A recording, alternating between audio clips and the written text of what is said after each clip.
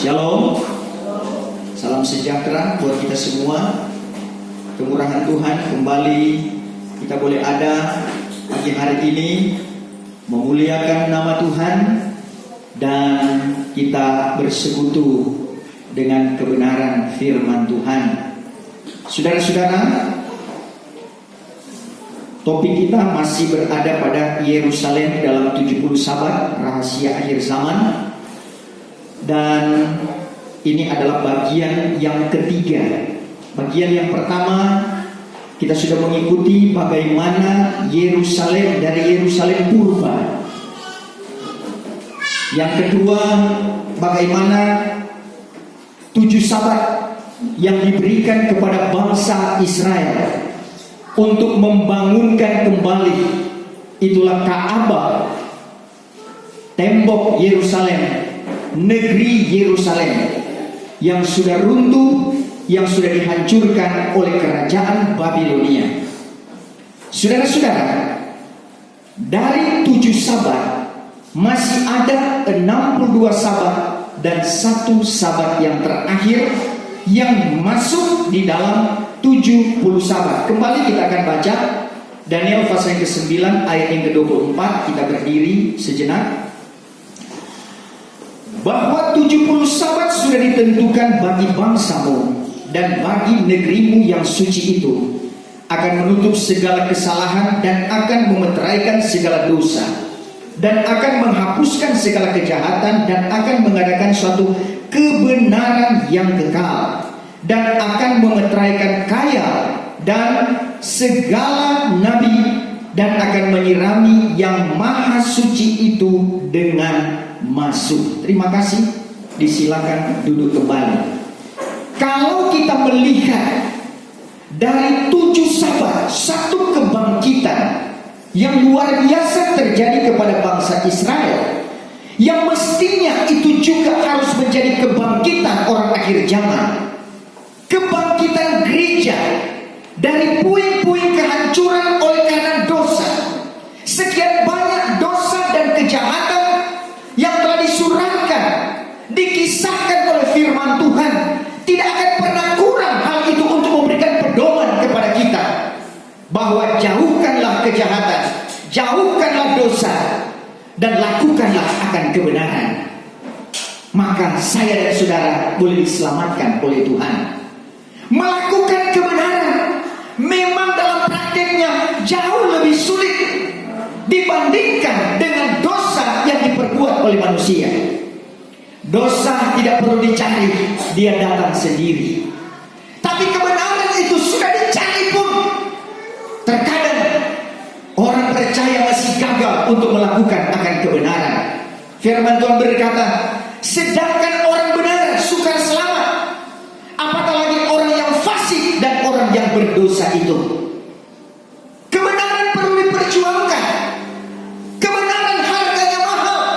Kenapa? Karena sorga itu harganya mahal.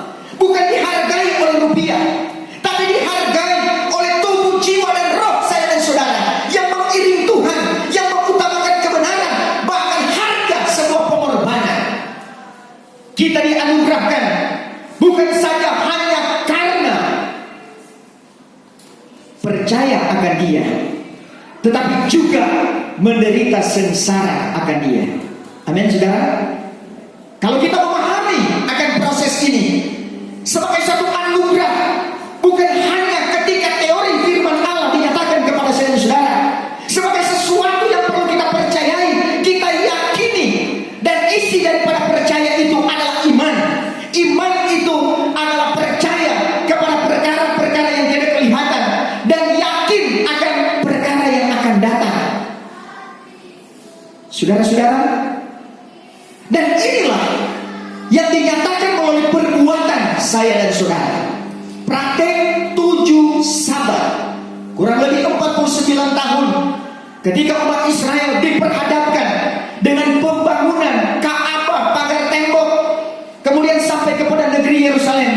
Itu bukan perkara yang mudah.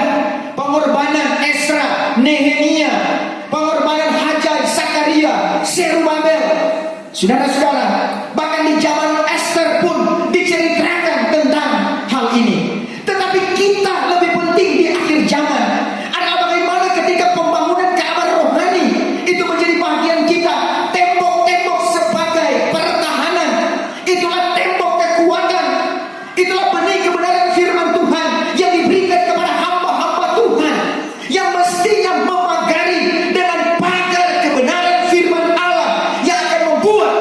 setiap jemaat Tuhan sebagai gereja Tuhan, sebagai rumah rohani akan hidup rohaninya, bangkit imannya menuju kepada keselamatan. Ini adalah proses yang tidak akan berhenti. Berani kita berhenti, berarti keselamatan terhenti dari kehidupan kita. Ini adalah pembangunan secara kontinu, berkelanjutan selama hayat dikandung badan, maka takkan berhenti untuk pembangunan ini.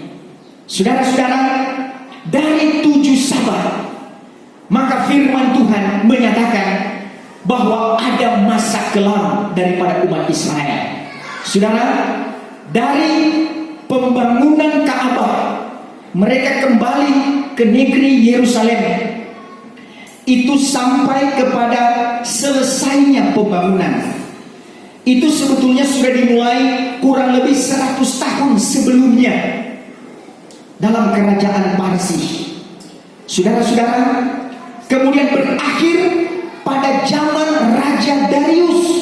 Saudara-saudara, kurang lebih 100 tahun kemudian, itu yang sudah masuk pada masa sunyi, yang disebutkan masa diam, atau disebut dengan 62 Sabat Allah berdiam diri, tidak ada lagi firman dan tidak ada lagi wahyu. Berawal dari dosa, kesalahan, sehingga Tuhan tidak lagi menyampaikan sebagaimana penyampaian-penyampaian yang diberikan kepada para nabi-nabi, diberikan kepada hamba-hamba Tuhan pada masa itu, untuk membangkitkan kembali pengiringan orang Israel kepada Tuhan. Saudara, hal ini menjadi contoh dan teladan bagi kehidupan kita. Apa yang dikatakan oleh Tuhan Yesus di dalam kitab Injil Matius pasal ke-23, ayatnya yang ke-24 sampai ayatnya yang ke-25, itu merupakan sejarah yang tidak bisa dilupakan. Ketika anjloknya, itulah pengiringan umat Israel yang terlibat dengan berbagai kejahatan. Mari kita baca Matius 23 ayatnya yang ke-24 mulai. Matius pasal 23 ayat 24 mulai.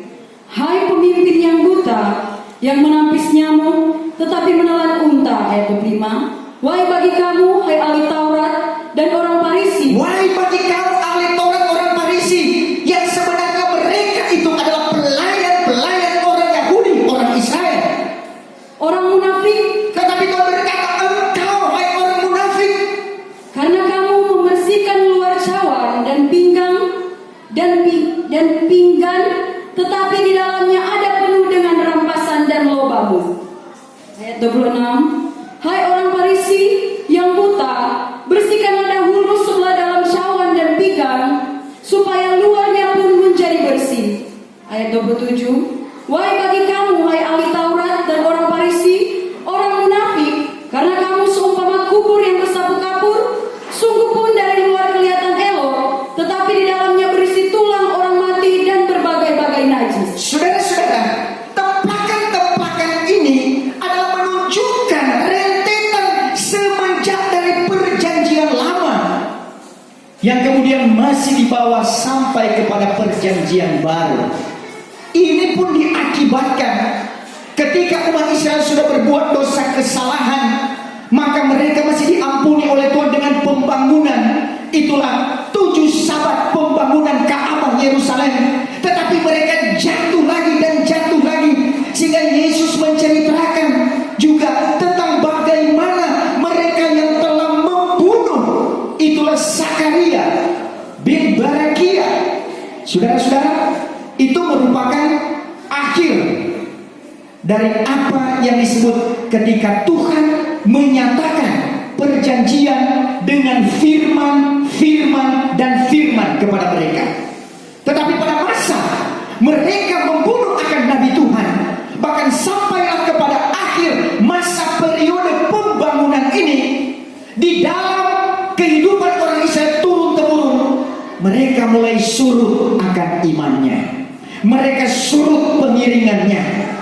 Ini saudara, masa dan waktu bisa membuat orang berubah pikirannya. Saya dan saudara hari ini kita boleh kuat boleh masuk gereja, tapi belum tentu esok, lusa, dan seterusnya. Karena setiap waktu dan ketika ada masanya yang berbeda-beda, bisa mengubah hati kita, bisa mengubah cara pandang kita. Hari ini kita bisa setia, belum tentu waktu yang akan datang apakah masih setia kepada Tuhan. Tapi kita berdoa agar supaya sekali kita setia, tetap setia. Amin. Bisa saja hari kemarin, hari ini kita duduk bersama-sama untuk memuliakan nama Tuhan, tetapi bisa saja waktu merubah keadaan kita. Besok dan seterusnya mungkin sudah orang lain yang duduk di tempatnya. Tetapi jemaat sekalian tetap ada di tempatnya. Amin, saudara. Sekali kita dipanggil oleh Tuhan, takkan ragu dan takkan mundur. Kita tetap akan berpegang kepada kebenarannya. Satu skema tentang 70 sahabat Yerusalem.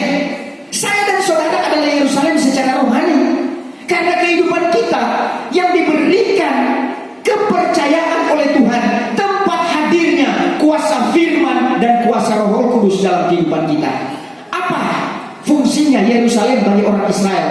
Dari Yerusalem terbitlah firman. Tuhan bersuara dari Yerusalem, bahkan dari Bukit Sion. Di sana ada perhimpunan berlaksa-laksa, bahkan saudara-saudara, kemuliaan Tuhan itu berada dari sana, menyatakan kehendak Tuhan kepada orang-orang Israel. Sedemikian itu juga kehidupan saya, saudara.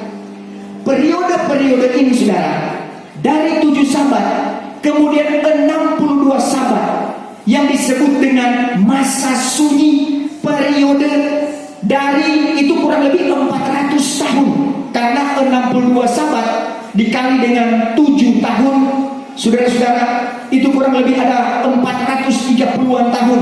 Dan memang sejarah pun menyatakan dari kitab Maleakhi sampai kepada itulah perjanjian baru, itu kurang lebih 400 tahun. Saudara-saudara, jadi cocok antara sejarah dengan pembukaan rahasia yang Tuhan bukakan lewat firman Tuhan 70 sabat.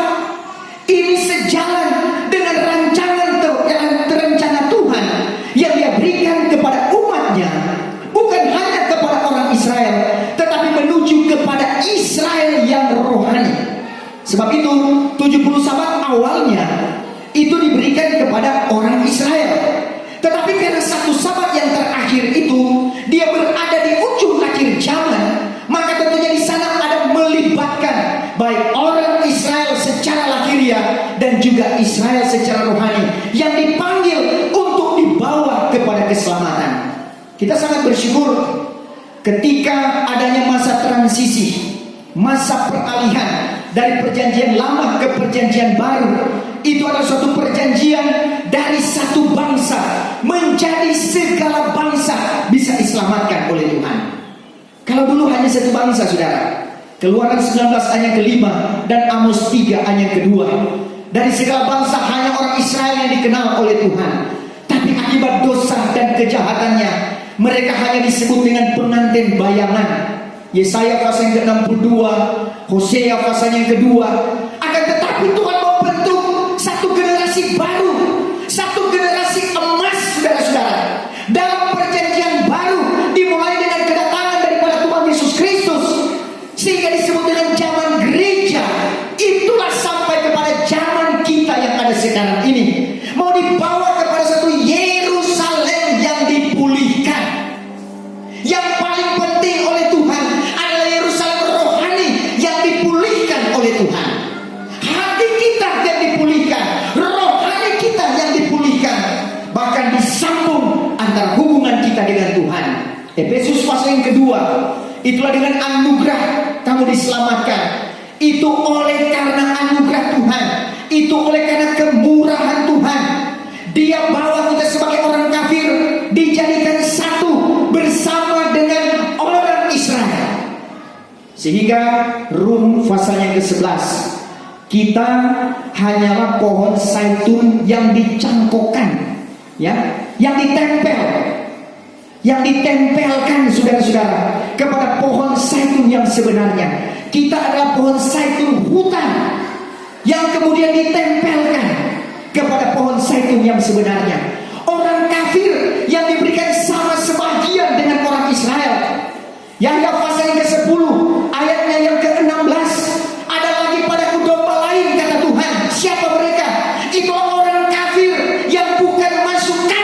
sebetulnya, karena dalam kandang itu hanyalah orang Israel. Akan tetapi Tuhan Yesus katakan, wajib juga aku bawa, agar supaya menjadi satu kawan di dalam satu penggembalaan. Siapa gembala yang baik? Yesus Kristus adalah gembala kita yang baik.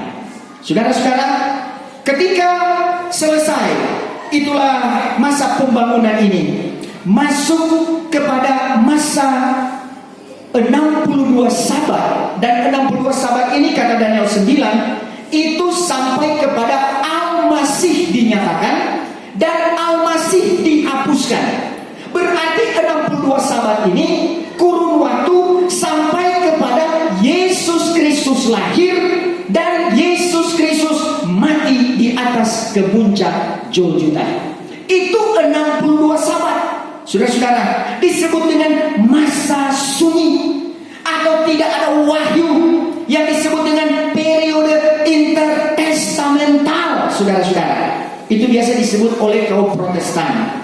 Kalau oleh kaum Katolik disebut dengan deuterokanonikal. Saudara-saudara, ini adalah masa di mana kurang lebih 400 tahun muncullah. Itu sudah bukan lagi kerajaan Israel. Walaupun ada satu masa, saudara-saudara, ada satu masa yang dipimpin oleh Simon, ya, Simon Makabe dalam sejarahnya. Itu adalah bukan lagi disebut dengan kerajaan Israel, tapi tinggal sebagai dinasti-dinasti, saudara-saudara. Tetapi pada umumnya, dalam rahasia penguasaan dunia, saudara-saudara, itu mulai daripada penguasaan Mesir, kemudian Babilonia, kemudian selanjutnya adalah kepada Media Persia. Dan ketika Media Persia seperti sampai kepada umat Israel, ketika mereka dikuasai oleh kerajaan Parsi, sampai kepada raja terakhir, itulah Raja Darius.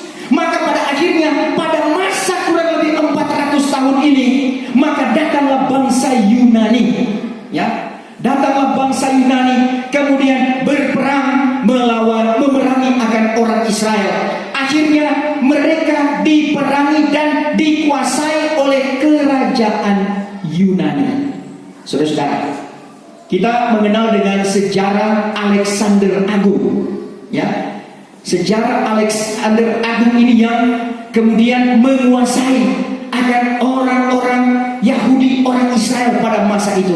Selanjutnya, saudara, dalam kurun waktu hampir memasuki, itulah di bawah tahun 100 sebelum Masehi, saudara-saudara, maka kembali terjadi satu peperangan, yaitulah dikuasai lagi oleh kerajaan Roma. Yaitu ada sejarahnya tentang perang Pompei, ya. Ada Jenderal Pompei, dia mengalahkan, sehingga pada masa itu bukan cuma orang Israel, tapi seluruh tanah Palestina, bahkan kawasan-kawasan sekitarnya dikuasai oleh kerajaan Roma Raya. Sampai datanglah nubuatan kepada Sakaria, ya, Sakaria ayah daripada Yohanes Pembaptis. Itulah asal mula, ya, itu permulaan dari 62 sabat. Kemudian Tuhan bersuara kembali nanti kepada Sakaria ayah daripada Yahya Pembaptis. Saudara-saudara, ini menunjukkan bahwa Tuhan yang tetap mengingat akan janjinya, meskipun begitu banyak kesalahan, dosa yang dibuat oleh orang Israel, merosotnya akan iman mereka, sehingga pada masa kurun waktu 400 tahun itu mereka merosot, akhirnya dikuasai oleh bangsa-bangsa lain. Saudara-saudara, sampai pada akhirnya Bait Allah itu, saudara-saudara, yang pada zaman Herodes disebut dengan Bait Allah ini direnovasi dan diperluas. Jadi ada Bait Allah yang pertama yang disebut Bait Allah Salomo atau Ka'bah Sulaiman. Kemudian pembangunan yang kedua itu yang disebut dengan Ka'bah Zerubabel.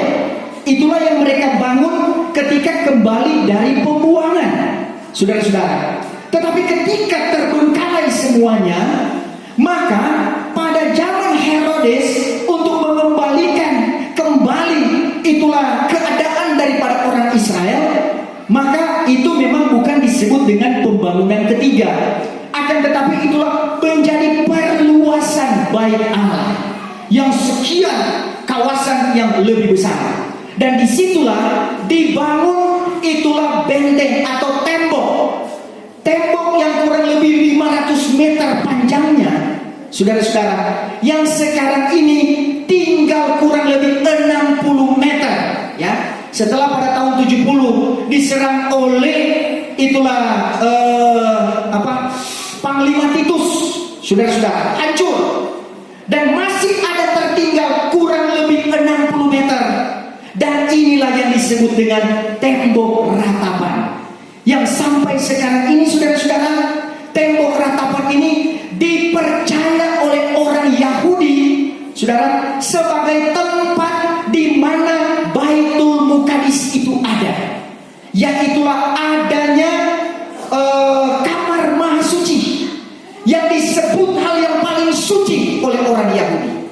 Saudara, dalam inti dari Yerusalem, kita tahu bahwa ada 3 agama besar yang ada di sana. Yang DP intinya itu ada kota tua, ya, kota tua peninggalan yang disebut dengan tempat yang paling suci, saudara-saudara. Oleh karena sejarahnya dari zaman umat Israel, tetapi itu sudah menjadi 3 bagian yang dikuasai oleh Kristen, Yahudi, dan Muslim, saudara-saudara. Ya, walaupun di situ masih ada satu tempat lagi yang kecil yang disebut dengan tempat dari bangsa Armenia. Itu ada sejarahnya tersendiri. Tetapi 3 agama besar inilah yang mendudukinya. Jadi kalau kalau di tempat Kristen, dengan adanya itulah gereja yang kemudian dinyatakan bahwa di dalam situ Tuhan Yesus dari dia mati, kemudian dia dikuburkan sampai dia bangkit, sejarahnya ada di situ. Dan itulah yang dikunjungi sampai sekarang ini. Itu berada di daerah Kristen, saudara-saudara. Kalau Yahudi ada dengan tembok ratapannya. Nah, tembok ratapan ini dianggap paling dekat dengan itulah kamar maha suci yang sekarang berada di area tempatnya Muslim yang adanya disebut dengan Al-Aqsa, saudara-saudara. Ya, jadi dibatasi dengan itu. Jadi orang pergi di situ, orang Israel pergi di tembok ratapan agar supaya mereka berdoa di situ. Mereka rasa paling dekat dengan kamar maha suci. Ya, jadi kalau Muslim itu ada Masjid Al-Aqsanya. Kalau Yahudi dengan adanya tembok ratapannya, saudara-saudara, kita melihat bahwa Yerusalem yang dari masa purba perkembangannya, maju mundurnya sampai kepada 62 sabat ketika Yesus dia masuk ke Yerusalem, sampai dia merombak orang-orang yang berjual beli di dalam bait Allah. Semua punya pengertian yang luar biasa dalam kehidupan kita. Bagaimana dia datang kepada umatnya, dia mati, dia bangkit. Oleh karena apa? Karena dia menebus teristimewa supaya orang Israel boleh kembali kepada Tuhan. Ketika nabi-nabi diutus, ternyata tidak mempan untuk membawa mereka sampai kepada kesempurnaan. Diutuslah anaknya yang tunggal, itulah Tuhan Yesus Kristus. Tetapi ternyata hal seperti itulah yang terjadi. Firman Tuhan menyatakan, saudara-saudara, di dalam Matius pasalnya yang ke-23, ayatnya yang ke-37, Matius 23 ayat 37. Matius 23 ayat 37. Hai Yerusalem, Yerusalem yang membunuh nabi-nabi dan yang merajam segala orang yang disuruhkan kepada. Hai Yerusalem, maka Yesus katakan yang membunuh nabi-nabi dan membunuh orang-orang yang disuruhkan kepadamu. Berapa banyak kali sudah aku berkehendak, Sudah berapa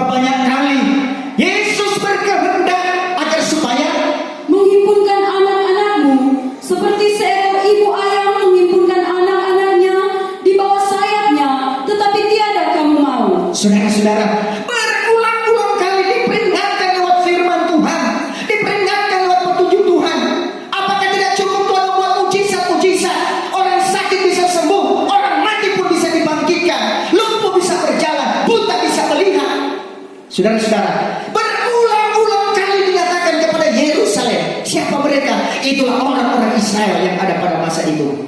Akan tetapi pengaruh daripada budaya, adat istiadat, saudara-saudara, kita tahu sampai pada zaman Yesus yang sangat dominan orang Farisi, saudara-saudara, orang Farisi dan orang Saduki, ya, orang Farisi dan orang Saduki.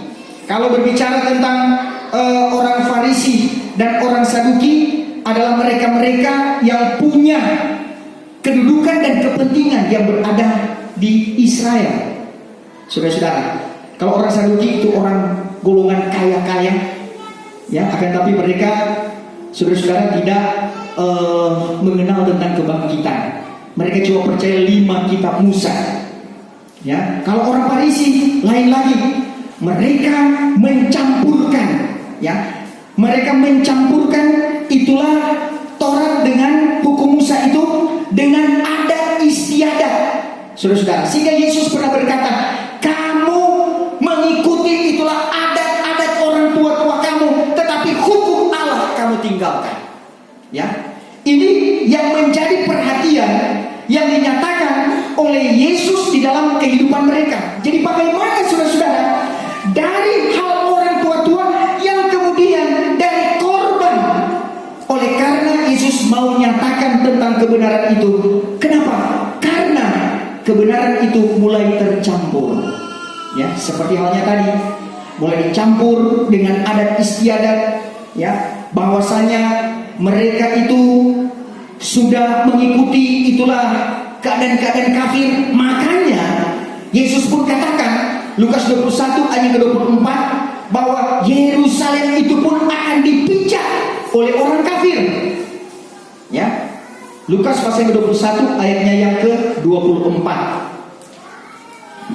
Lukas 21 ayat 24. Maka mereka itu akan jatuh oleh sebab mata pedang dan dibawa menjadi tawanan segala bangsa, dan Yerusalem akan dipijak-pijak oleh orang kafir sehingga genap segala zaman orang kafir itu. Ya, jadi saudara-saudara, bahwa percampuran yang terjadi ini juga akibat dari kurang lebih 400 tahun atau 62 sabat ketika Allah tidak menyampaikan akan firman-Nya. Itu menjadi satu kerusakan teristimewa, kerusakan di dalam mental kerohanian daripada orang Israel itu sendiri. Hukum mulai diputar-balikan, sehingga terjadilah kata Yesus dalam Matius pasal yang ke-15, bahwa kaum ini menghormati aku dengan bibir mulutnya, tapi hatinya jauh daripadaku. Bahwa mereka itu mengajarkan hukum-hukum akal manusia. Itu yang dikatakan oleh Yesus. Matius pasal yang ke-15 ayatnya yang ke-8. Matius 15 ayat 8. Bahwa kaum ini menghormati aku dengan mulutnya, tetapi hatinya jauh daripadaku.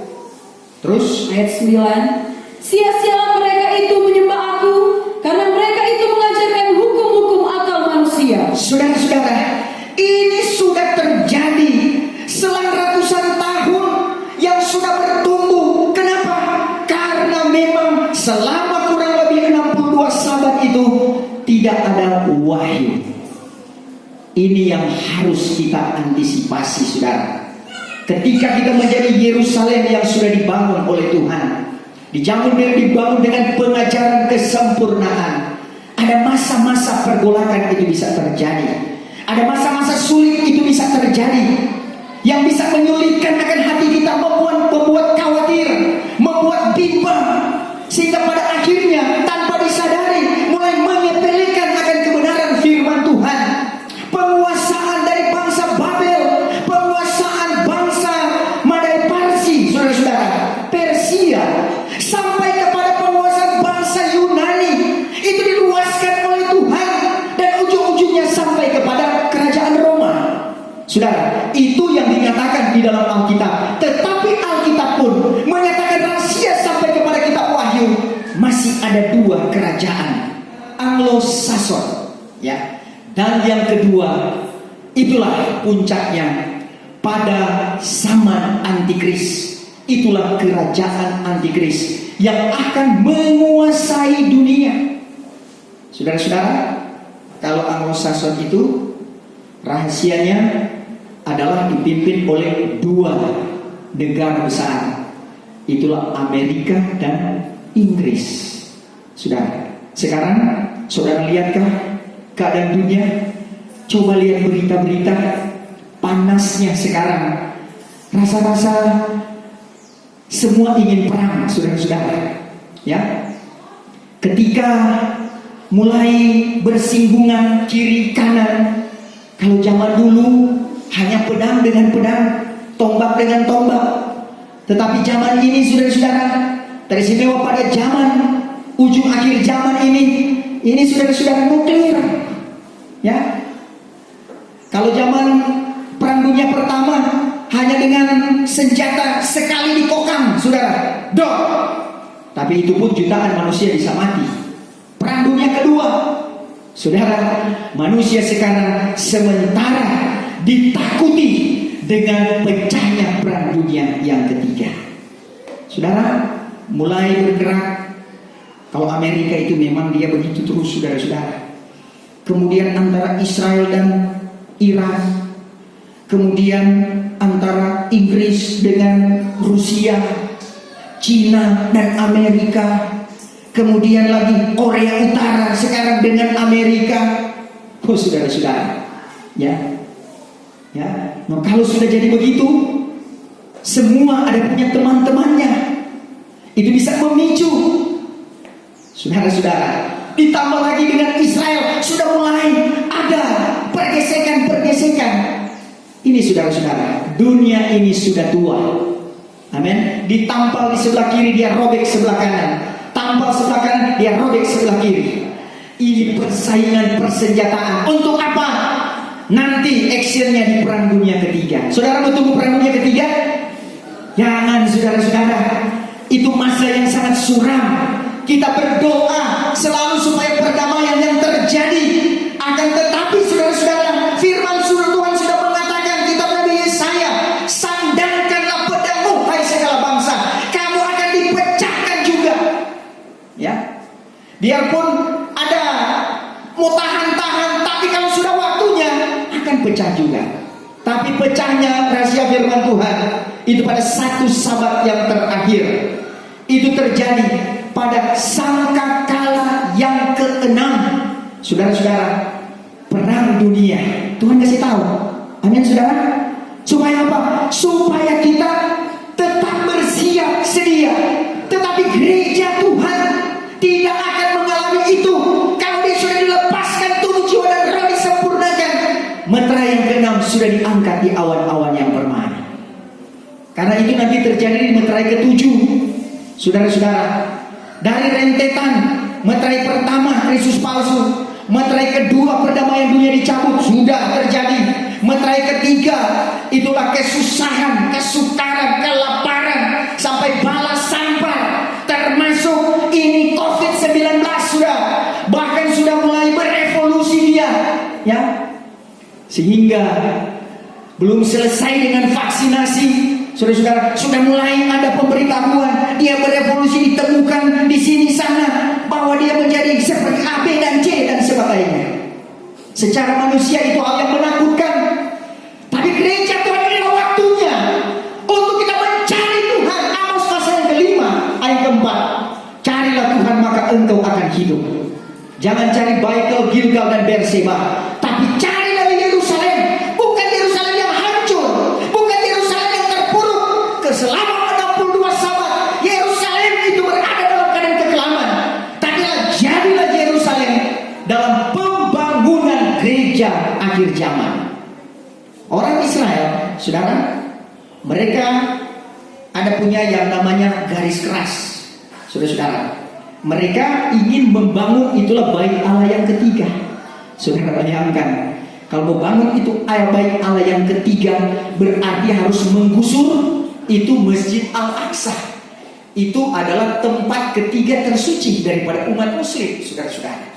Ya, itu artinya perang terjadi, saudara-saudara. Tetapi kita orang percaya di akhir zaman bukan menuntut untuk pembangunan Ka'bah secara lahiriah, tapi kita adalah dibangun dengan Ka'bah rohani. Itulah pembangunan akhir zaman, saudara-saudara.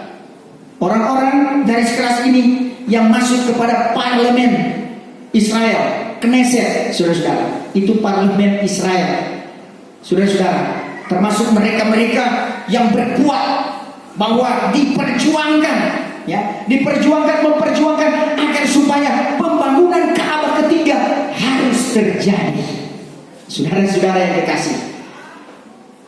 Tapi kalau itu jadi dilakukan, saudara-saudara, hari kehancuran itu sudah berada di ambang pintu.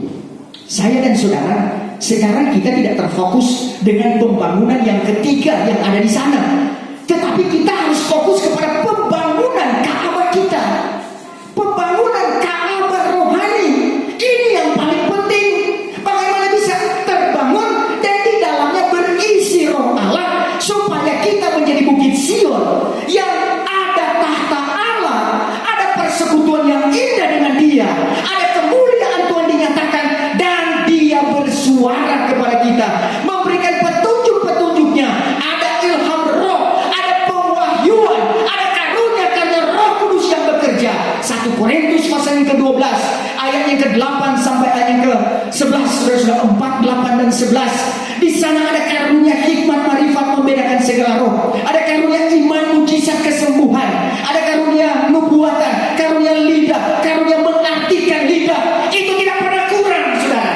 Ditambah dengan kitab Nabi Yoel yang diulangi dalam Kisah Rasul pasal yang kedua. Seperti itulah yang disabdakan oleh Nabi Yoel, bahwa anak-anakmu akan melihat penglihatan, orang muda-muda akan bernubuat, orang tua-tua akan bermimpi berbagai-bagai mimpi. Ditambah dengan 1 Korintus 14 ayat yang ke-26 sampai 33. Kalau kita berhimpun, maka di dalamnya, saudara, ada mazmur, itu nyanyian dalam roh, ada pengajaran, itulah nubuatan, ada kenyataan, itulah penglihatan. Semuanya akan meneguhkan iman, membawa kita kepada bukit Sion yang rohani. Walaupun berbagai kehancuran mau dibuat oleh si kuasa kegelapan, penguasa di udara, dia bagaikan Mesir pada zaman kuno yang senantiasa menjajah umat Israel, bagaikan Babilonia pada zaman umat Israel yang juga menjajah orang Israel. 70 tahun ada di sana. Di Mesir 430 tahun, Babel 70 tahun. Kemudian saudara-saudara sampai kepada bangsa Yunani dan sampai kepada bangsa Romawi.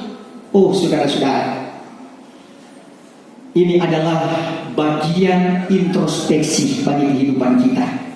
Melihat pengalaman 62 sahabat daripada umat Israel, jangan sampai terjadi kepada kita masa kelam seperti itu. Tidak ada lagi wahyu, tidak ada lagi pemberitaan, pengajaran sudah mulai diputar-balikan, hukum Tuhan dihalai-balaikan. Saudara, kalau masuk pada zaman Tuhan Yesus Kristus, bait Allah itu perlu dibersihkan. Amin. Dibersihkan dari pengajaran akal manusia, Matius 15, pengajaran setan-setan, 1 Timotius 4 ayat 1 sampai ayat yang ke-4, yang harus berdiri tegak, Galatia 1 ayat 11-12. Ya, itulah pengajaran yang langsung daripada Tuhan. Kalau Tuhan memberikan pengajarannya, tidak akan pernah salah. 1 Yohanes 2 ayat ke-27, bahwa karunia yang ada di dalam kita, dia itu akan mengajar kepada saya dan saudara. Dan sungguhlah karunia itu bukannya palsu, dan dengan dia kamu diajarnya. Makanya kita harus berpaut di dalam dia. Zaman Roh Kudus ini adalah zaman gereja, zaman di mana jamaah Tuhan dengan kuasa Roh Kudus menjamah kehidupan kita, menjamah orang-orang yang jauh. Kisah Rasul pasal yang kedua ayat ke-39, bagi kamulah perjanjian itu, dan bagi orang yang jauh-jauh seberapa banyak yang dipanggilnya untuk masuk. Memang tidak semua, hanya seberapa banyak. Tapi kalau dari seberapa banyak itu ada kita di dalamnya, bukankah kita orang yang berbahagia? Amin saudara. 62 sahabat menjadi lampu kuning bagi saya dan saudara, jadi peringatan bagi saya dan saudara, agar supaya kita jangan masuk di dalam hal yang kelam seperti itu. Penolong kita yang hebat dan luar biasa, Mazmur 23, meskipun di lembah-lembah bayang maut sekalipun, ada gadah dan tongkatnya di bagian kita. Alam dunia sekarang ini adalah dunia yang kelam kabut. Yesaya 60 sudah diwujudkan, saudara, membuktikan keadaan dunia saat sekarang ini. Kelam kabut itu ada di mana-mana. Kegelapan menuruni bumi. Berbicara tentang dosa, karena iblis itu adalah penghulu di udara. Dia yang masih bolak-balik antara bumi dan sorga. Di bumi dia menjatuhkan manusia, di sorga dia menjatuhkan para malaikat. Akan tetapi kita harus tahu akan muslihatnya. Orang di dalam Tuhan akan tetap tegar, berkuat di dalam Dia. Sekali pegang baik-baik saudara-saudara. Jangan lepaskan Dia. Amsal 4 ayat 13. Pegang teguh-teguh akan pengajaran itu. Jangan lepaskan Dia, karena Dia itu adalah selamatmu adanya. Saudara masih pegang pengajaran Tuhan? Saudara-saudara, kemurniannya. Jadi bukan hanya pegang, kemudian akhirnya biarpun kotor sini sana, tidak boleh. Kemurniannya itu harus ada. Kita minum air jangan hanya sekedar, yang penting dapat air. Harus air yang jernih, amin. Harus air yang steril, tidak ada kuman penyakit di dalamnya. Itulah yang akan menyehatkan kehidupan saya dan saudara. Satu saja titik kuman yang masuk di air, kita minum, dia bisa berkembang di dalam tubuh kita. Satu titik saja kita beri kesempatan bahwa pengajaran Matius 15 dan 1 Timotius 4 itu masuk, dia akan berkembang. Dia akan merombak semua tatanan kehidupan, kabar kesempurnaan yang sudah ditempatkan kepada kita. Dia akan mengambil alih semua yang ada dalam kehidupan kita. Hati dan pikiran kita, itu adalah keadaan yang berbahaya. Sebab itu saudara-saudara, Yesus pernah memperingatkan kepada Simon bahwa iblis meminta kamu. Ya, saya dan saudara kita berhati-hati bahwa kalau seperti Simon Petrus diperingatkan oleh Tuhan seperti itu, bahwa akan ditampi. Sekarang inilah penampian itu, saudara-saudara. Maukah kita menjadi orang yang ketika ditampi, maka kita tetap menjadi seperti padi yang berisi? Amin, saudara. Ketika ditampi, diangkat tinggi-tinggi, diterpa oleh angin, itu hanya debu dan hanya padi yang kosong yang akan pergi. Hanya alang-alangnya yang akan pergi, saudara-saudara. Hanya rerumputannya yang akan pergi. Tetapi padi yang berisi, dia akan kembali kepada posisi semula. Kenapa? Karena isinya tidak akan mendustai dalam kebenaran. Kebenaran Allah tidak akan mendustai bagi kita untuk diselamatkan.